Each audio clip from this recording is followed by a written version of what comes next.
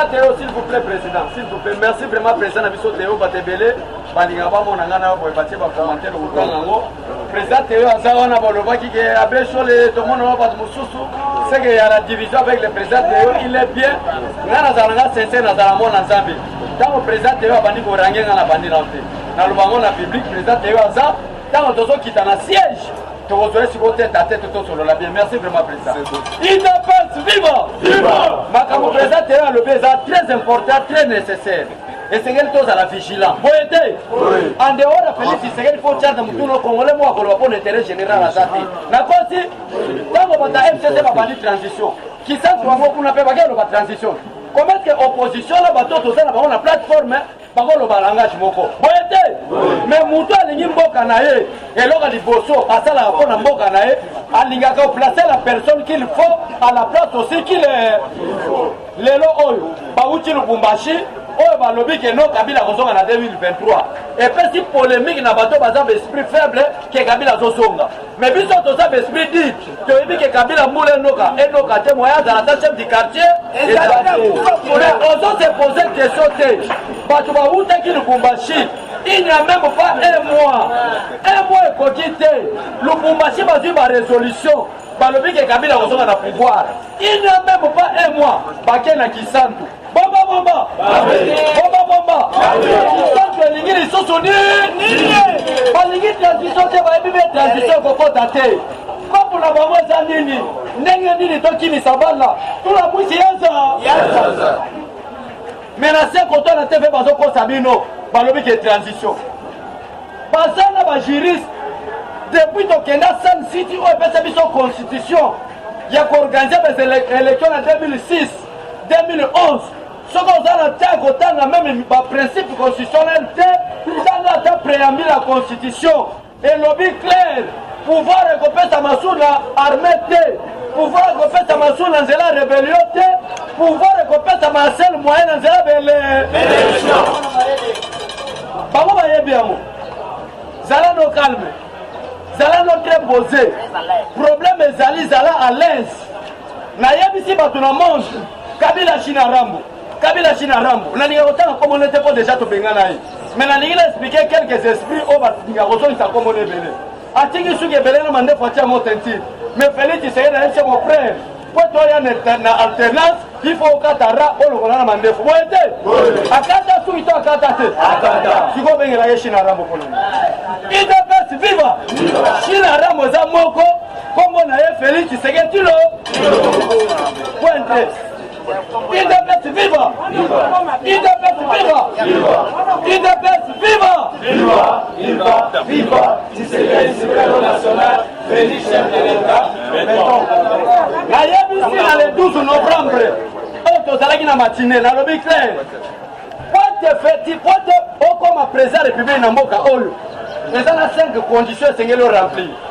En dehors de la condition constitutionnelle, les Seigneur peut t'attendre à l'eau akufa na sida te na malaria te mais akufa l'intérêt peuple congolais boyete Tshisekedi akufa na sida te na malaria te mais la mort de Tshisekedi est égale à Félix Tshisekedi chef de l'État et la consi papa IDPS viva na remercier vraiment président Théo na message appelé à l'unité nationale na ko soutenir tous les parlementaires debout c'est tous dans la langage moko division parlementaire debout et autres ça la que batalamuka peut pas créer parlement debout boyete parce que phénomène parlement debout tu que ça phénomène ya IDPS boyete et na yeta bino que lamuka ba panza la Bible lobby les Égyptiens que vous voyez aujourd'hui vous ne les verrez plus jamais mais lamuka bango ba panza ni bemba na ce pays inane Moïse Katumbi ye wana ke makamune na sport deuxième vice-président soki ya FIFA or ke ba français ba loba mutu na musala na Félix Tshisekedi musala ne politicien wana commissaire chef de le Moïse Katumbi musala sport ya wana même na fille est na lobi mabe IDPS viva IDPS viva na Congo nzamba tinda batumi balete pour na changer ba Nzamba tindaga mutu moko d'après yo depuis Congo za Congo mutati nzamba tindaga comment nena Félix Tshisekedi tilo Oh, nous avons pas libéré les Israéliens dans la poste il y a Josué, dans la poste à Moïse. Après Moïse, on va remplacer Moïse. On a colombé des droits et c'est que les Tchèques de Moulumba. Et Tchèques il faut remplacer. Mouton a remplacé, c'est Félix Tshisekedi Tshilombo. Il y a moi là au s'examine au Mouké. Makamwana Tokolobango Sikote, Tokolobango après 10 ans Félix Tshisekedi. Wana Zora Sirelo. Olinga te Félix Abet à 10 ans la pété. Mais il y a Siko Baba Kyunga Lobby. Après 10 ans, Félix Tshisekedi Tshilombo. Place Politique au fan total. Est-ce qu'il y a la paix? Est-ce qu'il y a la sécurité? Est-ce qu'il y a la gratuité de l'enseignement? Est-ce que maintenant il y a la discipline politique au sein de la classe politique congolaise? Si tout le monde ça va tomber entraînant ses côtés. Si tout le monde ça va pas faire l'istico. Après tomber la mais de Salanine, interpréter son article C, le président de la République reste en fond. Jusqu'à l'installation effective du nouveau président.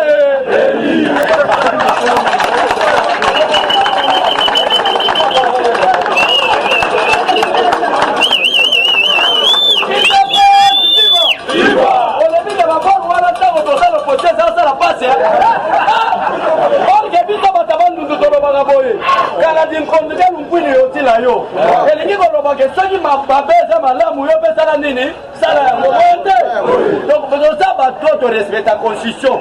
Mais tu as un canal de 0 à 18 ans, on donne du matériel. Bomba, $300 il y a un enseignant. Est-ce que ça vous fait? Il y a 50 000, à un moment donné, préfère Mélio. Mais comme on touchait $245, et ça vous fait? Il dépasse, viva! En dehors, il a fallu qu'il Tshisekedi, j'ai même ma tête à couper.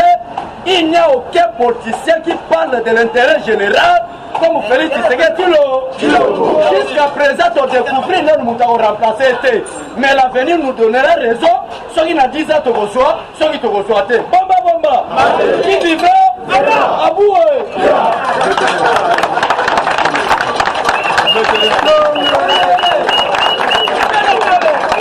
Merci, chers combattants. Donc, ce qui est dit. Nous tenons sur la potentialité. Nous avons voté. La question, il a bien dit chaud. Combattant, attends, j'ai information, mais il y a pas de séquence. Les années on a dit, Koseka. Il y aura son, dans la France, Allemagne, Espagne, Russie. Donc, nous avons des zones qui sont alors, pour dire que quand on n'a pas la mauvaise volonté, au moins il y aura son avantage des années. Azalaka na problème na mutu okuta na ba comploter banilité nzamba fongole lenzela d'une manière ou d'une autre yo wana ko futa nyonga misu eza bongote les 12 awa yozoma soka zongi donc même pe awa tire le par na biso renouvellement de la confiance à la coalition FCC 1 et ça va résolution oyo ebimi na Kisant 1 le FCC renouvelle sa confiance à la coalition FCC 2. Respect au président de la République. Balobi na FCC. Mukolo tokoyoka parce que elingaka inde la bango karaté yao. Et surtout na eloko jama kabuna yeko sala bango. Bango bakanisa kini. Ah ke kabuna ça comme déjà donc ivre du pouvoir. Azan eloko sala te. Surtout kaboy mwana ko yazan koi. Alobité messieurs, biso tozayi de l'état moninga na binote après tout. Bango wana basali complot. Bakayi kotinda non ba modifier et la loi banini loi ya congrès. Moni président sala ka message devant le congrès. Siko chaque année, chaque législature va modifier la loi wana. Mais ceux qui besoin modifier loi wana na kosenga boyo kamalamu, malgré tout ça na souka. Ceux qui besoin modifier loi wana, il faut que Kamata soit informé président du Sénat, soit informé premier vice-président de l'Assemblée nationale, parce que c'est lui qui s'occupe de la politique de l'Assemblée nationale. Si vous avez dit Mabunda Komi, Tanakindoki Abatoy, Mabunda Komi a informé Kabund, a commis Tamumamba. L'être qui est pas Tamumamba, mais pas Kabund de Tiralo Komate. Kabund a un esprit toujours, il y a vision, il y a qui combattant. Accueillir qu'on découvre qu'il y a un document chez Tamouemamba, mais qui n'est pas chez vous. Comment expliquer? C'est moi qui m'occupe de la politique de l'Assemblée nationale. Cette lettre n'est pas arrivée chez moi comment? Alors maintenant là, j'appelle Mabo.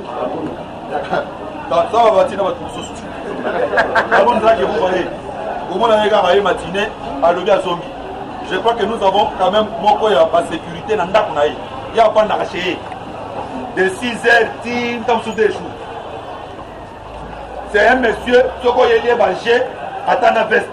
Avant qu'il t'en a moutou, quand on a l'Assemblée nationale, à l'homo du peste, Bonika dit ma copie. Maintenant, il a dit, comme il en est ainsi, c'est que complot Zali. Parce que nous sommes commission en Aobasali. Il faut, il faut natinda batito et banani baso modifier le Gouana. Comme baso senate, c'est que ça n'a complot. Aye bisi bango boy. Makambo ya changer loi. Et quand il a resalema, chef de l'État on va au Congrès, awa na loi ya kala. Soit qui boboy, chef de l'État a koya ko s'expliquer awa na Congrès té. Kasi boboye ba à la place du chef de l'État. Banani ba rosala nini? Baboya. Aye bisi bango à la place du chef de l'État. Boboye ba banani baboya. Oh, biso toza ba chef de l'État aminya. Si on a lobby na bino boye, qu'on dissoudre le parlement, biso idopes, biso va combattre les parlementaires debout. Ton lobby ça ne dépend pas seulement du chef de l'État. Yo, voyez ça un article de constitution. Na yo na constitution. To ba ki bino na life. Ton lobby on a longoli Kaboul. Comme on a to zala. Qui sont pour Kaboul dans le mois. Ba on se matomboli ba telemi ba kangi ba bouton ya ba best. To suni nini bolo wala nani Kaboul. Et c'est lui. Plénière ici à rater ça nini. Aussi ton délégué qui déjà l'élément va bloquer. Un second au camp matata. Mon collègue tokenda qui le 10 juin. Oh, na wo jasala qui va 28. Au moment qui tokota ikuna soki 9 personnes. Tala bato babo koton ninyo na kata ba caron na parler du peuple. Vitesse mazoki. Alors il y a malo tolobi combattant, il faut être vigilant. Par résolution, les amis Satou, il y a liboso tolobi, renouvellement de la confiance. Il y a mis les alliés, respect au président de la République. Il y a mis Satou, FCC lobby, appelle aux institutions du pays de tout mettre en œuvre pour arrêter la guerre à l'est du pays. Oh, Isaac Indoki, 18 ans d'Iran. Bon, ok aussi ça. Guerre, les lobos ont quand même le courage. Il y a Kolobake, tout ça, il y a un président si sa guerre dans l'est. Oh, Isali, courage, il y a maman Moboti. Moboti ici. Dans la coucheuse, dans la Moboti, moi, j'attends, moi, je profite. Il y a aussi un amour. Alors nous lançons le dernier message. Ce n'est pas pour rien que j'ai pris cette photo avec Choli. Bozalaka, ma combattant. Président Parlement debout, plus combattant que Yoté. On a colina de rappel, voyez bien non, voici ma sali message à l'unité des parlementaires de. À l'unité aux combattants, même Awa. Au moins, il y a un déborder dans le discours. Voyez si notre président, s'il vous plaît, je me le dis que unité, merci pour le talent de Mambozolo. Donc il faut être comme ça. Parlement de Boisala Bongo, parce que tout ça n'a pas ça, ta photo en béni à l'ennemi. Avec le bilan aux Andengeni. Alors que les collectifs là, les Alakafon n'attendent qu'à information. Je crois que nous terminons à partir de là. Nous tournons sur Azu par Naye, Oazana Mato Yokoyoka Sanini, Oazana Motema Obama Sanini, Oazana Makata Bosale La Sanini. Merci, bonne journée à tous. Eshima, votre magazine qui bat au rythme de l'actualité. Une réponse à vos besoins en information, un éclairage dans divers domaines. Impartial, documenté, instructif. Eshima au cœur de l'info. Retrouvez la nouvelle édition.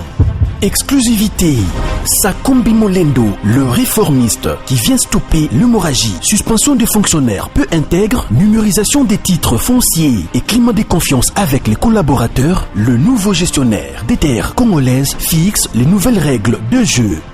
Focus, Lambert Mindi, Omalanga, le souverainisme comme un dogme.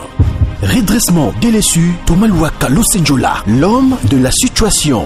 Dossier Eshima, fini les vacances, vive les rentrées. De la politique au judiciaire, en passant par les scolaires, les derniers trimestres de l'année 2019 en RDC est décoiffant. Économie, BCC, un cadre des rétrocommissions et détournements à passer au peine fin. Découverte, Claude Ibalanki et Colomba, les coordonnateurs du MNS au centre de l'action de Félix Tshisekedi dans le Grand Lac. Les dialogues et pourparlers en RDC qu'en tire le peuple. Tubaou, la clé de la mythologie kassaïenne. Retrouvez l'intégralité du magazine Eshima dans les kiosques. Eshima Magazine, un nouveau standard d'information.